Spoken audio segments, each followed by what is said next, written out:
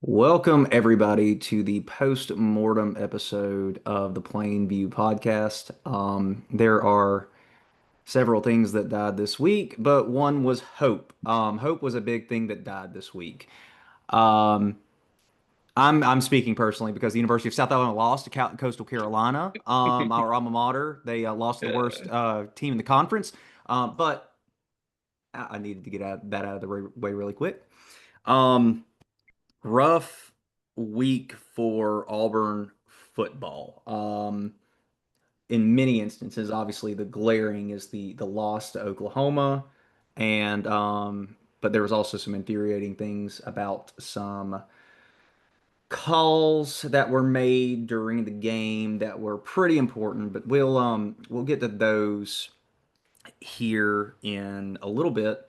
We're going to go through our normal scheduling. We're going to do our weekly recap of some games and recap the Auburn game, and then we will actually be doing the preview on another episode. So stay tuned for that. But before we get into the nitty gritty and the meat of what we talk about, I'm just going to go through two games that stood out. The first one being Illinois and Indiana. And the reason why this stood out is because everybody was so big on Indiana this year. They're ranked were ranked top 10, and Indiana blows them out 63 to 10. And what can I say, man? Kurt Signetti wins. Google him. No, It's I it's hard, think, it's hard to win a ball game when you don't have the ball. Yeah. yeah. You know, when And Indiana outpaces you by double your time of possession, uh, you know, got to make your drives count. And when you go 1 for 10 on third downs, basic math tells you your drives aren't counting. Yeah, crazy stat line of the day is and Fernando Mendoza, 21 of 23, 267 yards and five touchdowns.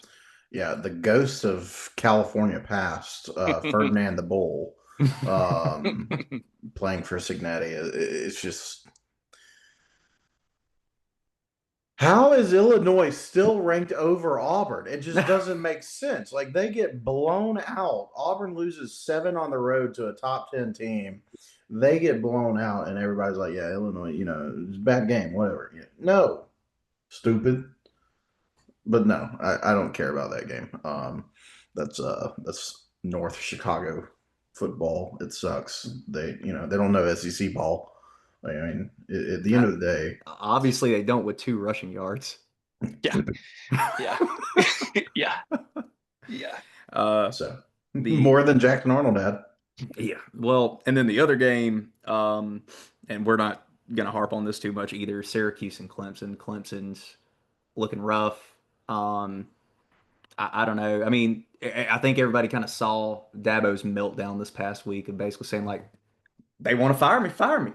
Go ahead, fire me, do it. I'll win somewhere else. Let me leave this place, please. It was almost like a Yeah, cry for help from Dabo, like, hey, I'm yeah. locked in, and I'm not gonna leave. You're gonna tell me to go. I think you're looking at a standard case of the yips. Uh, Cade Klubnik is seeing ghosts. He's all over the field. I just think and if your guy that's getting the ball every play is not confident, I mean, why would you be confident in anything else in your game plan? Hmm. They just keep looking like they're just going through the motions. It's like you're almost still seeing spring ball. It's Yeah. very like it's not even that like Cade's throwing picks and it's like I mean he's throwing a couple, but it's not like a full on meltdown. It's just like Hmm. stalled drives. It's like we'll get them next time. And it's like there's no sense of urgency, and it's just like nobody's getting down the field. It's not typical Clemson brand. Um, and so it's kind of almost back to like the Bryant Kelly days for Clemson, and it's something seems off, which is so weird because I mean Cade Klubnik was I was super high on Cade Klubnik before the season because last year, I mean, he did great and he was, a top five Heisman, candidate. And now it's just, and you would argue that their receiver core, all of them came back and then they got in some transfers. So they had like 3,000-yard receivers on their roster. And like, I mean, Antonio Williams has been hurt for the most of the season so far. It's just everything just seems off, and Dabo's becoming Mike Gundy. I'm like, do it, Yeah. and you're just not helping your case. Well, and I think this kind of goes into what you're talking about, how it still kind of looks like spring training. Cade Klubnik went 37 for 60. And when you throw 60 passes, like, yeah, he's going to have some balls that are just like terrible, right? Overthrows, underthrows, getting rid of the ball, like out of bounds, things like that. But also, with 23 incomplete passes, there has to be some like, okay, the quarterback, Klubnik, and the receivers are just not on the same page. They're not reading the same book at this point in time. Either they're not at the break when they're supposed to be, or like maybe Cade's throwing it too quick. And it's just like there is a lot of miscommunication that feels like that should, especially with this, what you would consider a veteran of a like this veteran of a squad that they have. Like, oh, this is the year. Like Cade Klubnik, like has a year or two under his belt. They have all these veteran college receivers, and it's just like, no, they're not. They just still look Yeah. like a struggling ACC Yeah. team. So, well, getting into the meat of the matter here. Auburn, Oklahoma, and I'll just say it just for clarification. I did not watch a lot of the game. I was like I told Brother Davenport earlier, I was too busy speed dating friends from a year ago or over the past 9 years. So every time I tried to watch the game, somebody would ask and ask me how my previous job was. It's like, oh great, I'm working somewhere else now. But I did see the end of the game, and obviously I wasn't a fan of it just because like, oh, Auburn had, what was it? It was like a second down or a first down and then a second down for a sack, or there was some kind of penalty, and The then third, penalty. yeah, and then there was third down where nothing happened, and then the safety in the end zone. And after I watched that, I said I'm not watching any more of this. So, To be fair, and there Garrett, wasn't anything else to watch. Um, yeah, honestly. But Garrett, if you would like to give your breakdown, since you watched every shining second of the game. On paper, on paper, Auburn and Oklahoma played near about the same, which is the frustrating part. Is okay, Arnold was 21 of 33. Mateer was 24 of 36. Again, not spectacular, but not terrible either. Um, but there were multiple times where holding on to the ball for 4 seconds. We're we're seeing we're seeing routes develop across the middle, but we're not throwing the ball. Or if they are calling a kind of a complex route system where you have routes going deeper, we're just throwing the underneath route as soon as it comes out. Or the next time we're sitting here for 4 seconds, then we decide to dump to the check down on a third and 5, when the check down, you should have swung the check down as soon as he cleared the line of scrimmage to give him time to make plays in space.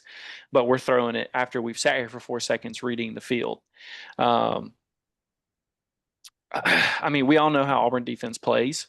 Um, they're going to give up yards, and they stop you before you get in the end zone. I mean, even that though, that they only allowed like 300 yards.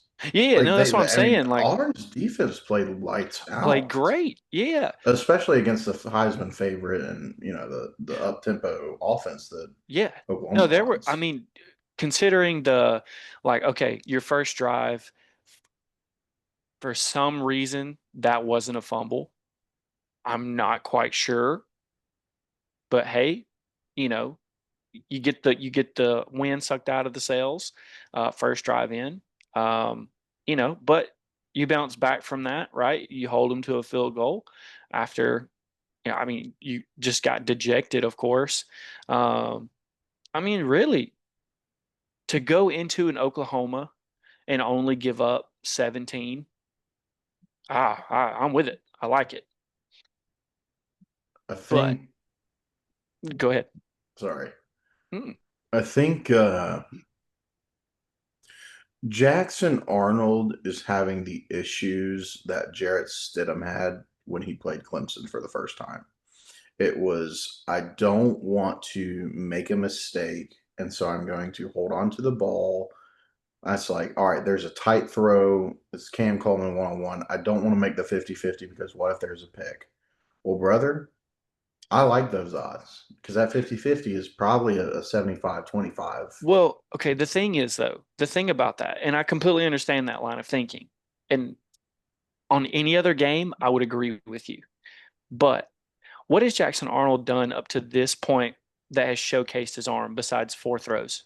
For It has sure. been all ground game. And so well, you've got a struggling quarterback who's not throwing the ball, he's not seeing the field. What are you going to call? You're either calling an inside zone, you're calling a QB run. And I don't think Arnold broke one for more than 10 yards. And if he did, it would have been one time. 15. That was his Yeah, longest. it Yeah, was okay. the fourth down conversion that he Okay, had. fantastic. Yeah, that's what I'm Yeah. talking about. Like To your point. third and five, what are we calling? Yeah. If it's a pass play, good luck because he's going to sit there and hold it. Or if it's a QB run, what's his name? Their middle linebacker is flying like a bat out of hell, and meeting him in B gap. It just Or, or hear me out. Third option, which is apparently what we dipped into the bag for.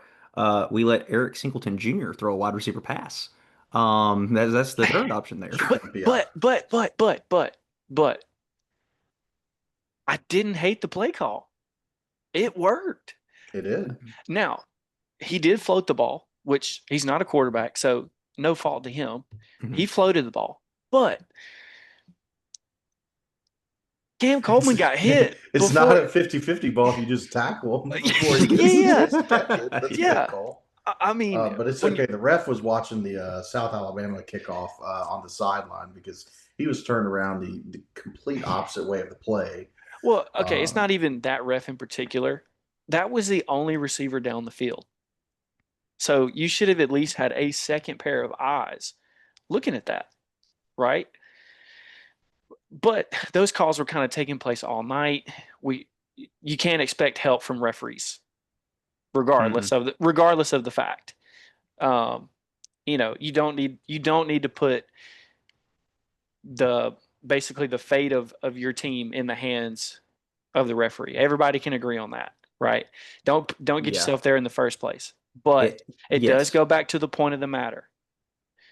They did miss a deceit play in the first quarter, standing right in front of the line judge. So bad so that they had to come out with a statement They after had to the come out with a game. statement, right? So And I don't think it would have been that bad. Like again, like for me personally, rules aside, I don't mind the trick play like that. Like the fake a substitution, sure, like that's part of the game. But my problem is, Hugh Freeze came out and it was like, yeah, like all off season, like we were told like this cannot happen anymore. So if I'm in real game coaching situation where it starts to happen, I'm not in the mind of like, okay, hey, expect this to happen because on the you're rules of what told you it's not told me supposed to that happen. that can't Yeah, happen. yeah. So Well, they I'm showed not the OC expecting after for that play happened, and you it. see Yeah, he flipped off the Auburn sideline, yeah. right? So, Hmm. but at the same time, I say at the same time, I mean, you've got your previous quarterback coming back. Oh, he's at a touted Auburn team. They've got Cam Coleman.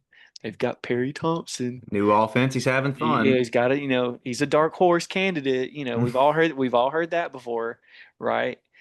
I mean, I think as the OC, especially going up against, the lunatic DJ Durkin. Um, you're taking Called a any, hell of a game. Called yeah, a hell of a game. absolutely. But you're taking anything that you can get, you know. And I think it just kind of it's more salt in the wound that they missed it, you know, because like if you try it and you get caught, oh, sorry, my bad, Oops. whoopsie. But the fact that you do it and get away with it, and And you the know it, and receiver, you yeah, the yeah. receiver was walking towards your sideline, you know, I mean, it's just not a good look. Number one, it's not a good look for you. But number two, you know, when you got to come out with a statement, that's tough. Yeah, It's yeah. tough. But honestly, though, you take that play away, that still, I mean, okay, they won by 7. That was a touchdown. I still don't think that plays that much into the factor of the game, seeing how much Jackson was not seeing the field. And I will say, like, yes, I think some of the mistakes definitely compounded, and it did not help because I mean Auburn's already on the road in a pretty strong environment. The 10 sacks thing is kind of BS because it's like they were counting some of the QB draws that were getting hit for Is a yeah, it's yard. TFLs. Yeah, yeah. Yeah, they were counting those as Which they said that. sacks. They did And the so it's announcers did like, say that. yeah. So it's not as like, okay, like I'm not gonna go on here and be like, okay, Auburn's offensive line is just atrocious. It's not. They did blitz the crap out of, like I think it was Byron Murphy got blown up the last play. He got He bull did. rushed and just, He did. Yeah. So there were mistakes. And Kale Ellis, the freshman, 17-year-old, the new Ryan Williams at center, came in when Connor Lou got hurt and, didn't allow a single pressure. Um, so like I think the offensive line did all right. I think it was more like we were talking about. Jackson's holding on to the ball way too long. Like, and you can get away with it against a team like Baylor, where their D line's just not what Oklahoma's is. I mean, Brent Venables, look at his track record at Clemson, like dirty defense. We Yeah. knew from watching just the games last year with Oklahoma and Clemson, like he's going to have a good defense. So, you allow 3, 4 true sacks. Okay. Like, not great, but not the end of the world. A lot of it was Jackson's fault, not the offensive line. My thing is, it's like, I really like Damari Alston. He's been with the program for a while now. He's waited his turn. However, I think it's pretty clear that Jeremiah Cobb should be the number one moving forward. Yeah. Jeremiah Cobb just looks to be the better every down back, and I think Damari Alston should be a better third down back pass catcher because he picks up pass pro great. Damari Alston does really good at that. And after the check downs, I think Auburn needs to have, like, if Jackson's just not confident letting it loose, they really need a check down option every time because you look back at like Bo Nix freshman year. Bo Nix had a really bad completion percentage because he threw the ball away so many times so he wouldn't take a sack. And it's like kind of the opposite here. Well, I agree with you partially. Jeremiah Cobb had the better game for sure. Um, I think you need to look at it as more of like feeding the hot hand.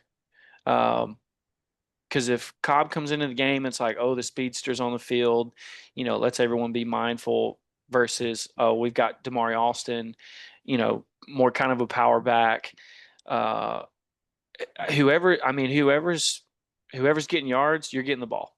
And then we'll rotate to keep fresh. And, if they start stopping you and they get onto Austin, then keep Austin on the field and I don't like the fact that you have a struggling quarterback. He's not seeing the field. Whoever had a conversation with him the week before saying, "Hey, look, man, we don't need you to scramble as much. They're going to be ready for it." Okay. So if you're not going to throw the ball and you're not going to run the ball, what are we doing with the ball? Well, and so here's my issue with the whole thing. Like, I- so I see both sides of what you're saying.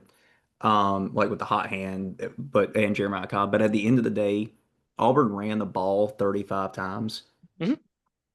If you take Jackson Arnold's rushes away, they only ran the ball 15 times. And one of that was Malcolm Simmons, and one of it was the punter. Yeah, So yeah. Jeremiah Cobb and Damari Alston got 13 touches total that game. And I don't think that's a remedy for That's a success. problem, Yes. especially that's a problem, especially when everyone knows that as soon as and see, the announcers had a segment on this, talking about Hugh Freeze's 10-win seasons, right?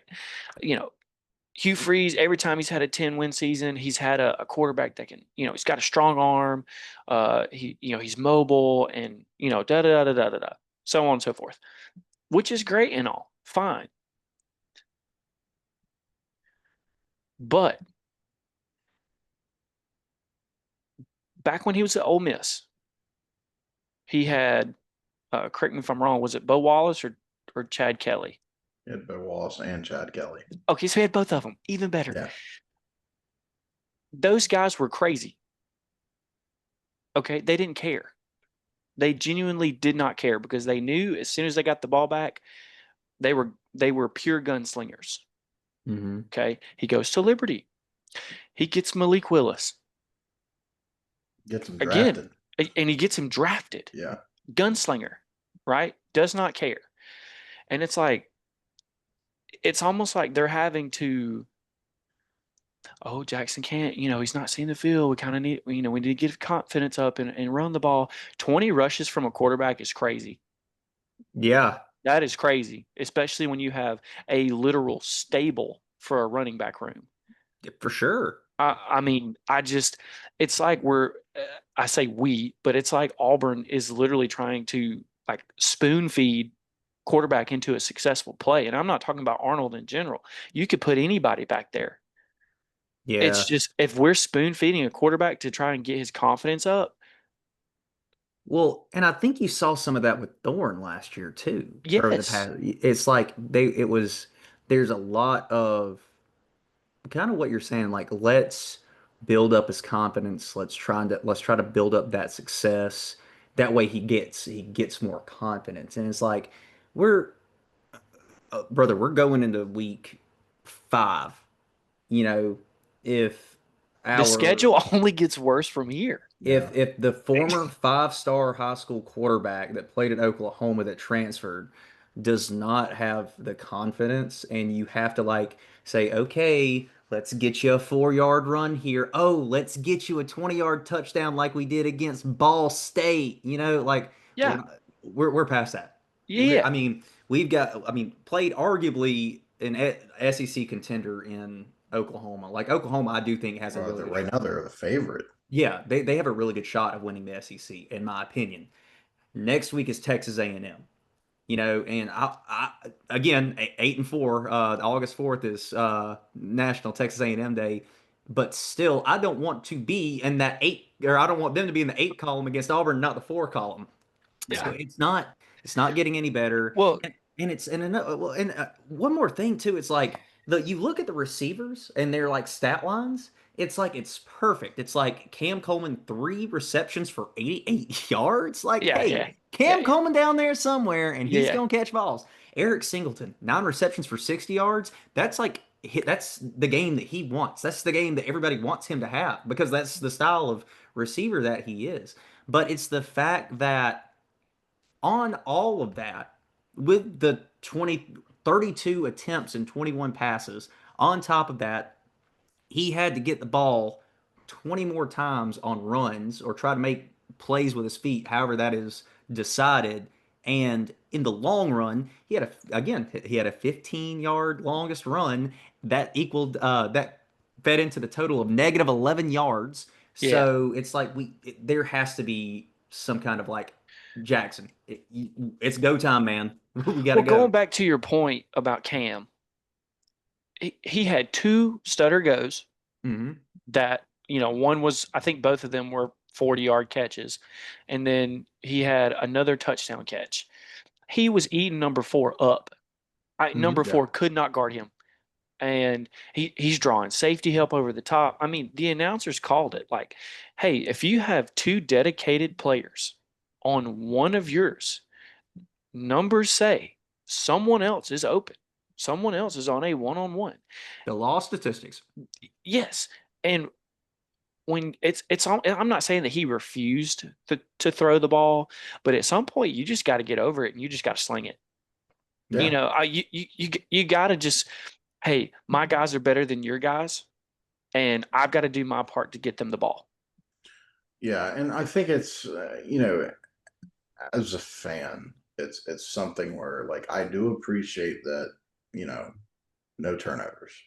I going from Payton Thorne to what we have,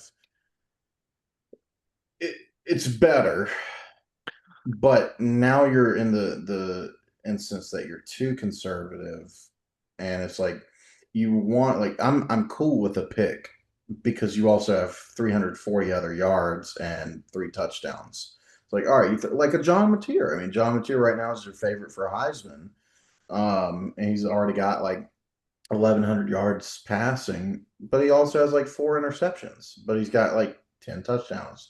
It's like those 4 interceptions, sure, he can clean those up, but he's letting it fly. And that's kind of what you want, where Jackson just has to get like again, like that's what I was saying. If there's even just a if we are going if Hugh is going to continue to call the shots, like Cam Coleman and a post, like if that's the case, until proven otherwise, Jackson needs somebody to check down to. It's got to be a brother. They were there. This is what I was talking about. Is the running back is standing 4 yards away from him, and he is 1 Mississippi, 2 Mississippi, 3 Mississippi, 4 Mississippi. Oh, guess what? The linebacker has now seen that the running back has been standing here for 4 seconds. Let me go and put my hand in his pocket. And then Arnold decides to throw it. It's not that the check down is there. Would I be wrong in saying that Auburn probably has a top 5 wide receiver room? yes. Or you're not wrong. Okay. You're not wrong. Then would I be wrong in saying that Auburn probably has a top 3 receiver room? I mean, it's tough right now to say because they're not using them. We're just saying on paper. Sure. Right. On paper. Right. Looks good. Mm-hmm. Cam Coleman, number 1 receiver in the country when he got to Auburn. You got Singleton from Georgia Tech. You've got a very solid veteran in Horatio Fields. You got Perry Thompson. I mean, well, all SEC freshman of the year. I mean, Malcolm Simmons. And Malcolm Simmons. Thank you. There should be no reason that you lack confidence in your receivers. So hence, therefore, why are you not throwing the ball? Yeah, and again, I just don't think it's a confidence in the receivers. And again, I'm not in his headspace, so I don't know. Like, I don't know if it's a. I could probably tell you what his headspace is like. Well, sure, but I don't think it's a lack of confidence. Like, okay, like I know Cam Coleman can make this catch. It's more so like I really don't want to get booed out here because I know what Payton Thorne like. He watched the games. He saw like the Auburn Twitter stuff with Payton Thorne. It's like I don't want to be that, so I'm going to try and be safe. And again, I'm not saying what I want or I'm not defending him. I'm just saying that is what I am seeing here, and I think that's just where you've got to take this film. And what I'm saying is like the check down's there. It's like, hey, buddy, like either make the open post shot, and if you can't do that for some reason, and Hugh saying we're going to stay with you, okay, perfect.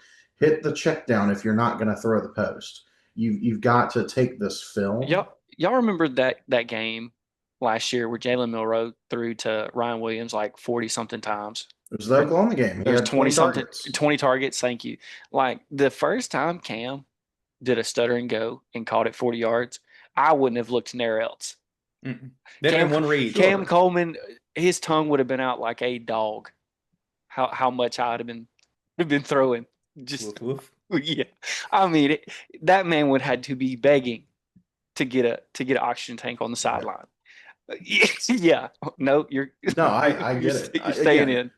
I don't think the argument there is what Auburn should do. I think everybody knows what Jackson Arnold should do.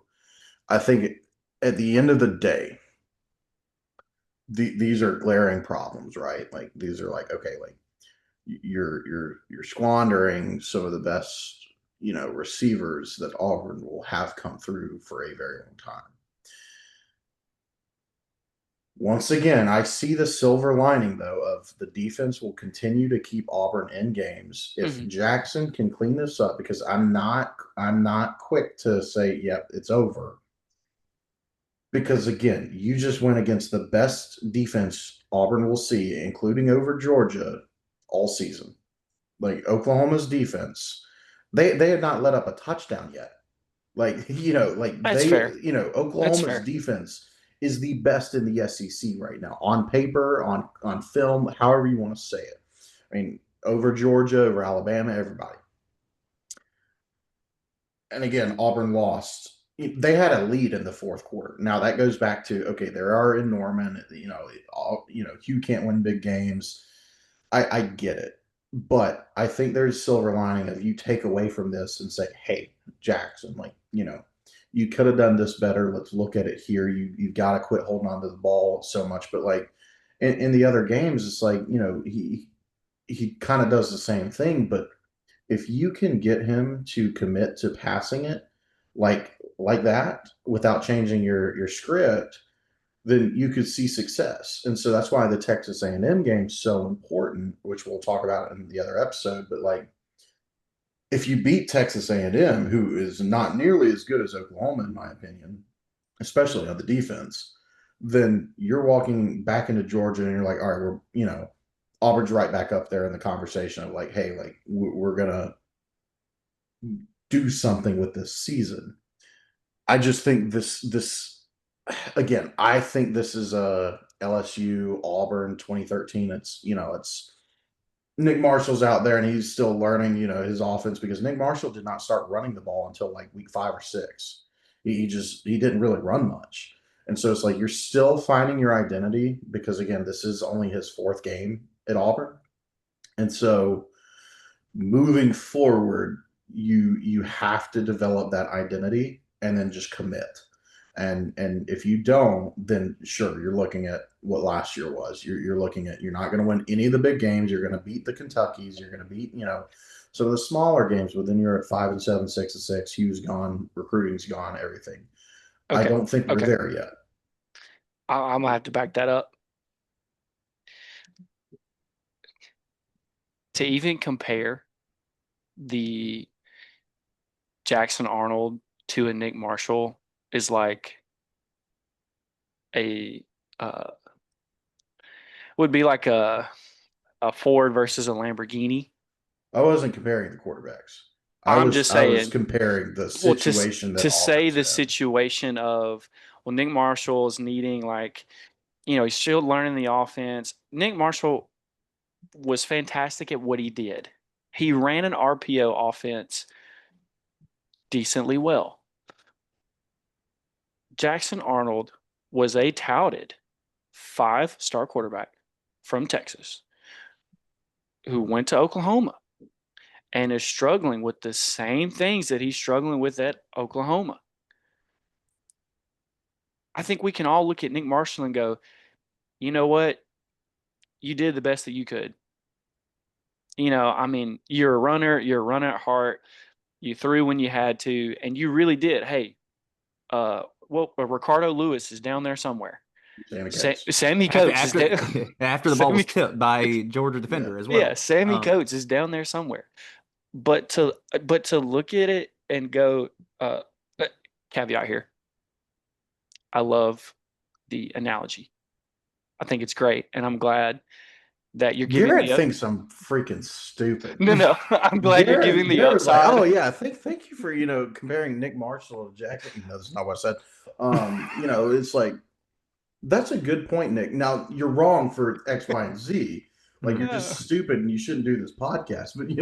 But no, like it's a situation of like it can be turned around. That's what I'm saying. Is like Auburn had a bunch of mistakes that season and went on to have a great season. They just again they scored 21 to 30 35 or whatever the Yeah, score was. yeah. It's like it was an early test that they on the road that with a brand new quarterback in the system and it didn't happen and then they turned it around from there. And I think that's the case that could still happen. That's what I'm comparing. I'm not saying, oh, well, Nick Marshall did it, so Jackson Arnold can too. That's not what I'm saying. No. And I know that. And that's not the point I was trying to make. What I was going with and where I was attempting to go, and I failed miserably to do so, was that Nick Marshall, if I remember correctly, didn't he come out of a position change? He was a He DB. was a cornerback. Okay, so all right, you coming out of a position change, defense to offense, separate side of the ball here, right? We'll give you a few games to kind of learn an offense, right? I think at this point, at game 4, it's no longer learning the offense. We are seeing the flaws of the quarterback at this point at game 4, right? And like you take a Peyton Thorne look at it, is like he was he was on the other side of the spectrum of, all right, Jackson Arnold's playing very conservative, right? We're not throwing the ball because we're trying to stay safe. Which again, thank you. I'm glad we're just not giving, free turnovers. But at the same time, when you have Peyton Thorne on the complete other end of the spectrum, where you've got, Gunslinger Casanova, who is wheeling and dealing if he even sees a flash of a Navy jersey. What I'm saying about Arnold is that you're touted as the 5-star quarterback, high recruit coming out of high school. You go to Oklahoma, and this is what you struggle with. And to say that, oh yeah, he had a bad offensive line, and everybody's talking about they had a bad offensive line, and that may have something to do with it. But I mean, all three of us can agree and go, Auburn's offensive line overall did not play terribly. Sure, they gave up a few sacks, but it wasn't 10. Yeah. I'd realistically put that number down to 4 or Yeah. 5. Yeah. Well, And I again, think like back to my point is like I don't think it was all the offensive line either. I think a lot of No, it was yeah. him holding no, onto the ball. yes, Well, and this is. Go and ahead. I'm Garrett, sorry. well, no, I think I get what you're saying though. Is like at this point in time, like the negative aspects of his game. Yeah, It is how much of it is ingrained just in the player himself. Question two, off of that, how deep is it ingrained and can it be corrected? And I have a third point of how much of it is Jackson and how much is it of Hugh saying, like, hey, whatever you do, don't do this. I This was is just what we about to say that. experienced. This is what we experienced last year. Don't do this. And Yeah, so, with the negative flaws that Jackson Arnold, that he does have, that he brought from Oklahoma, how much of that is being expounded upon because Hugh is saying, like, hey, if you don't see option 1 or 2 open, or it's a tight window, tug and run, tug and run. Don't force it. Tug and run. last night you saw a quarterback that was thinking on the field and not Mm. playing on the field. Yes. Like we talked about before we started this podcast with about Bishop Davenport, the South Alabama quarterback. When he gets in the flow state, he's great. And I would dare to say the same about Jackson Arnold. The highs are high and the lows are The low. highs are high. When he is playing football, he is good. But when you take a quarterback that is in a system like Hugh Freeze, where you're having to read multiple levels of a receiver, a receiver scheme, and you're thinking about it, those seconds turn into, I mean, that is just precious time when you're going, okay, instead of like looking at pre-play and going, okay, two high safeties, I know that I've got a route coming across the middle, I know I've got a route going out, you know, coverage kind of dictates I need to read here to here. But when you get the ball snapped and you're going 1, 2, 3, 4, back to the check down, I mean, it just took me 3 seconds to do that, Yeah. you And know. now you got a defensive line in your face. And then you got, our Mason Thomas coming around the end like a bat out of hell. I mean, you can't think in a game like that, unfortunately. Yeah. You And got to go play. honestly will be a big factor into the layout of this season.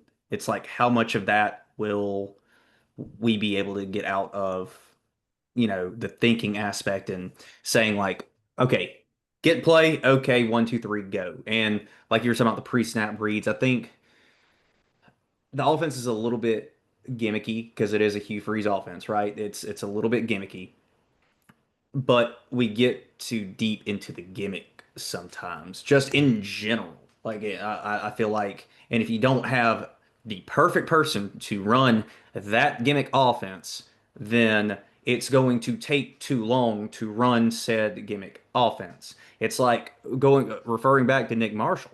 He didn't start off great, but he ended up being one of the best people to run a Gus Malzahn offense because it is so run heavy, and it's like, hey, we're going to go fast. We don't have to think. We just either we read this person right here, hand it off or take it. Look at Exactly. Castellanos at Florida State right now, who's Yeah. playing out of his mind because he is a really athletic guy that can run that type of offense super well.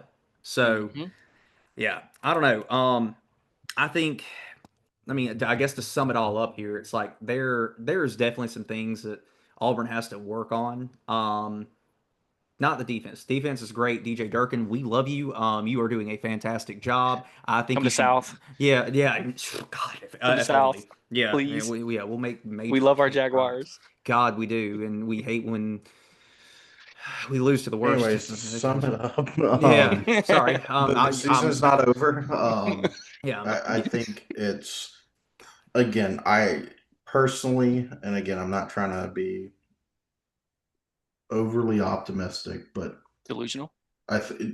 call me what you may. Um, Stupid. I think Auburn can use this to exploit certain things in themselves to become better. If there are no adjustments by Texas A&M, you know, wrap it up. Yeah. Yeah. If you see either a scheme change or a hey Jackson, let it go. Um, if you don't see one of those two things, then that's when I'm okay. Like, again, I'm going to continue to dress down for every loss. Like, I'm just going to be butt naked by the, Georgia game. Um, so that's just where it's like, it's not over. Take it and move on. Um, I watched Tahad Pettiford hit 4 step back threes today in scrimmage. Um, it's nasty. well, and another thing is too is that South cannot score in the red zone. Okay, that's another thing. All right. So I just think altogether it's fixable things. Yeah. Well, all right. Well, we're gonna wrap it up there. We will be releasing another episode this week to do the preview for the big games next week in college football, and obviously the Auburn and A&M game. So, our fans that comment on the videos, you guys watch out for that. But until then, thank you for listening, and don't get hard counted.